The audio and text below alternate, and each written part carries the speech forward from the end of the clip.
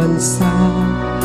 Dala ang pangarap at pangamba, pagtulo ng luha, di alintana, kagustuhan, maiahon ang pamilya.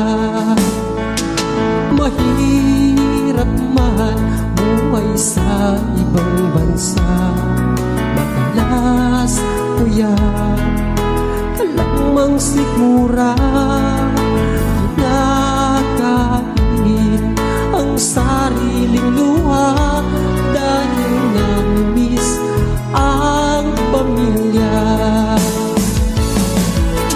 Kung ikaw ay mangibang bansa, dalhin mo ang mahabang pasensya, pagkat di madaling magpaalila, puno ng hinagpis at pagdurusa.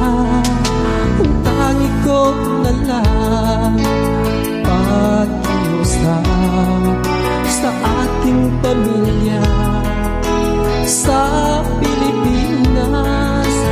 Mag-ipon kayo, huwag puro waldas upang